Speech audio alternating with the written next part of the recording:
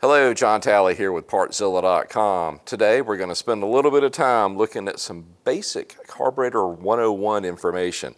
I've got 5 of them laid out on the table, and we're going to walk through each one briefly just to give you an idea of what you've got, what to look out for, and some of the common points that you may need to straighten out if your machine's been sitting up a little too long.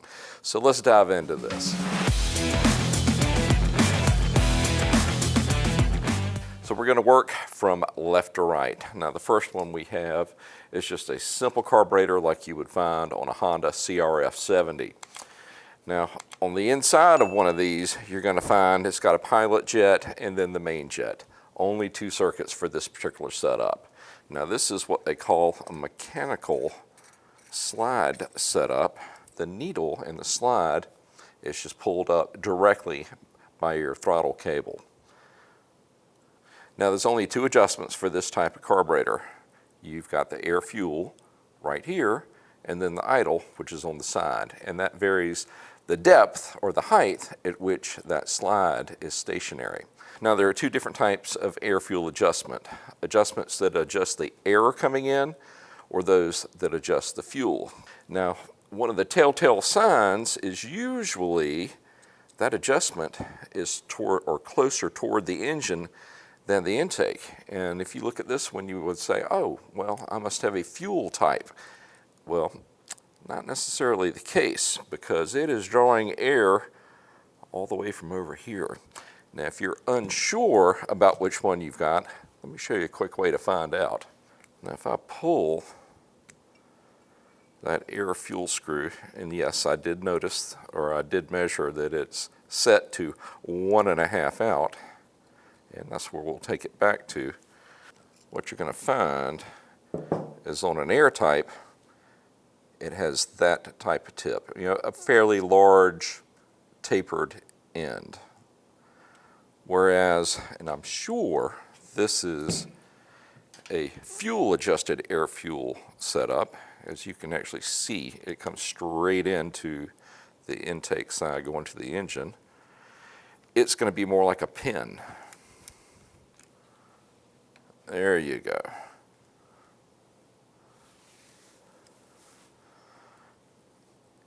Air adjustment, fuel adjustment.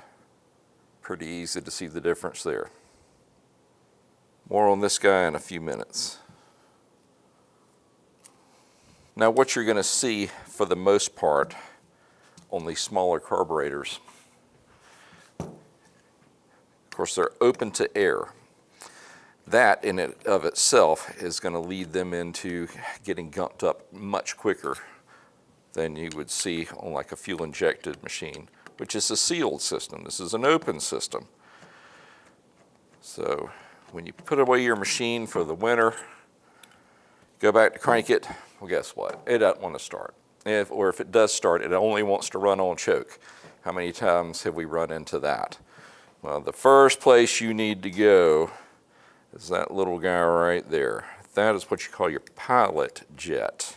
Now it is pulling up fuel in the amounts that are determined by that air fuel screw that we were just looking at. It's letting in air, creating a vacuum, pulling up fuel through this jet.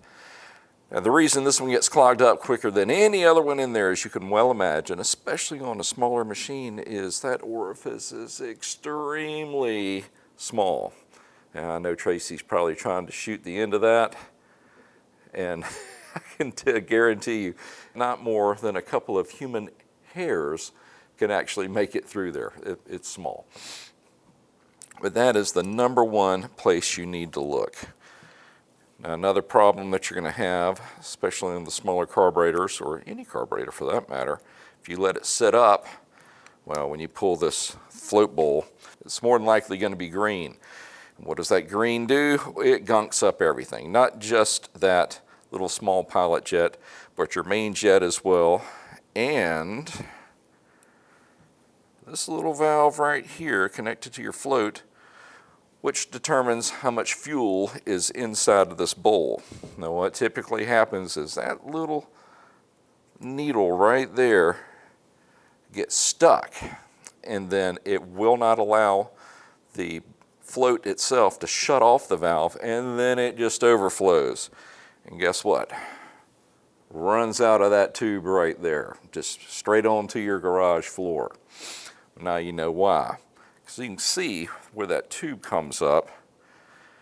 It's just a simple tube that is actually should be above where the float level should be. Now if it is a runaway and it's just filling up the bowl all the way, well guess what? Then it's going to dump into here.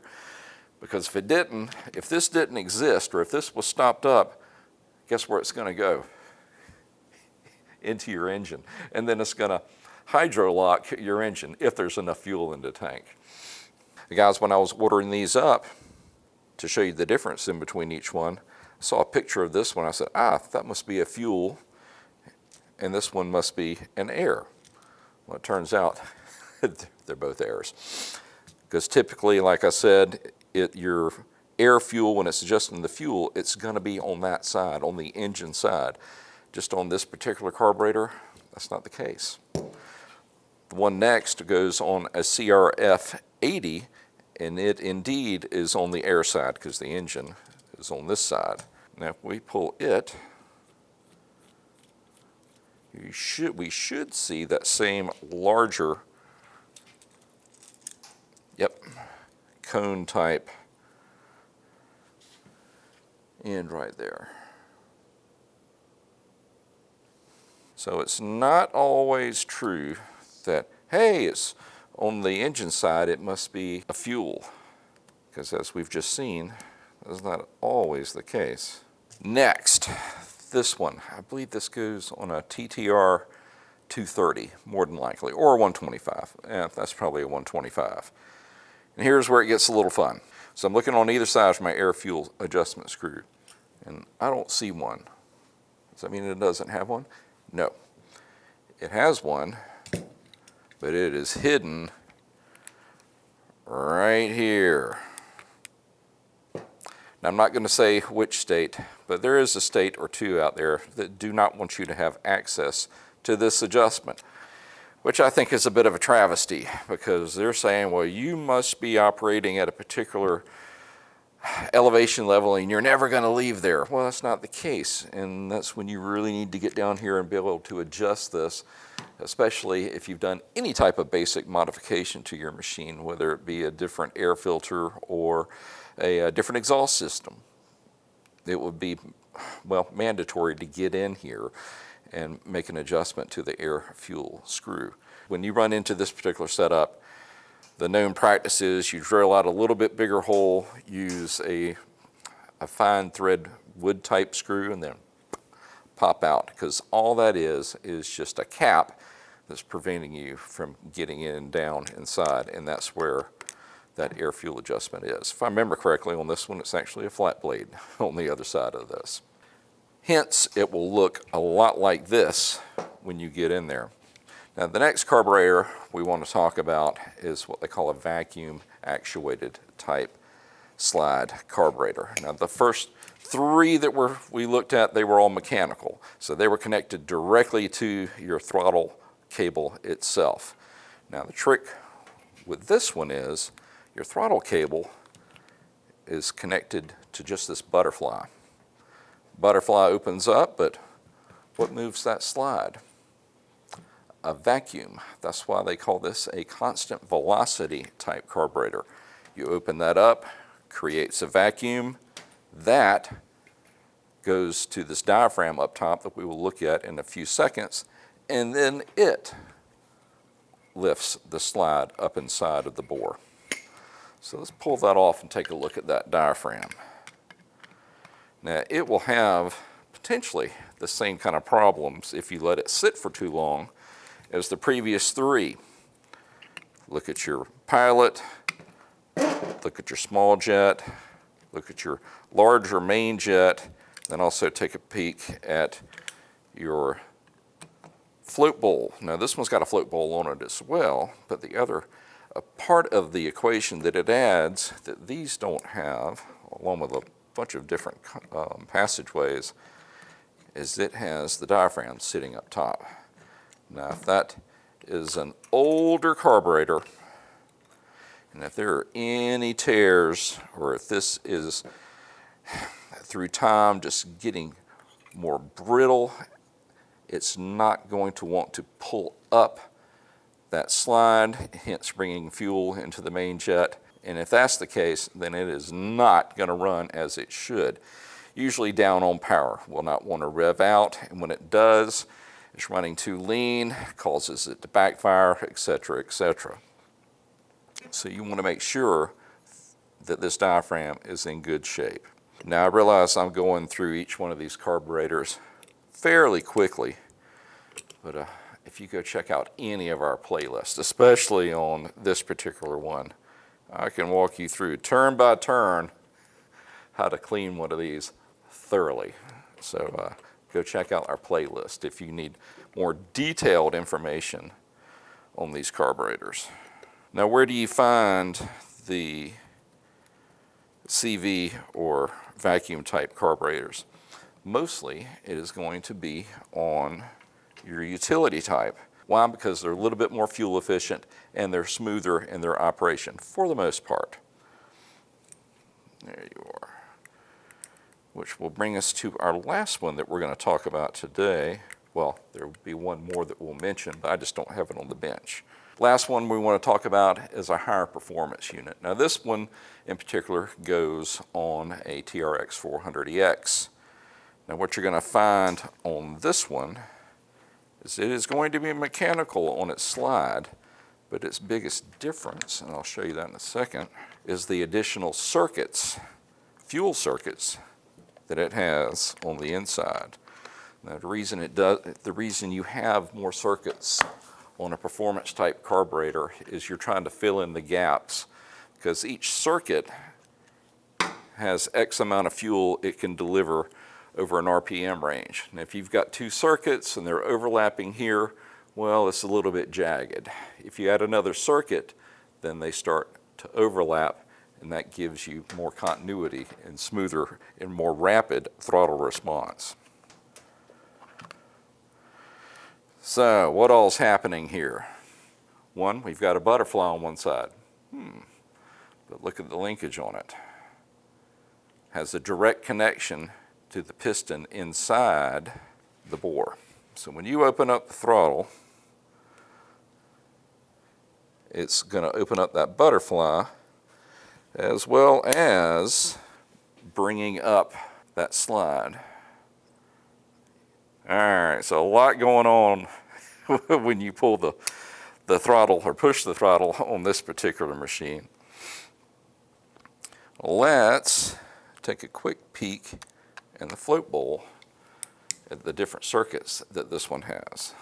Now we won't get into the accelerator pumps on this one, but they're just one more way that it shoots in extra fuel when it really needs it. And that's when you first pop that throttle. That's the short answer on it.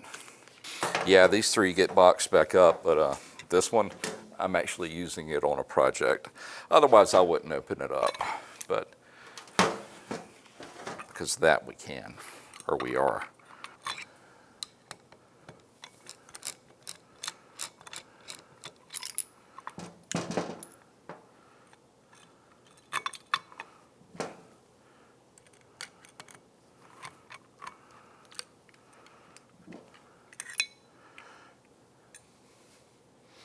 Now this particular carburetor has 4 overlapping fuel circuits. It's the regular float circuit, the pilot, which is that guy right there. Then you've got your jet needle and main circuit, and then to back all that up, it has the accelerator pump, which shoots in just a little bit more fuel when you've really got it hammered down. But like the previous 3, if your machine's been sitting up, usual suspects, that pilot, your float, and then your main.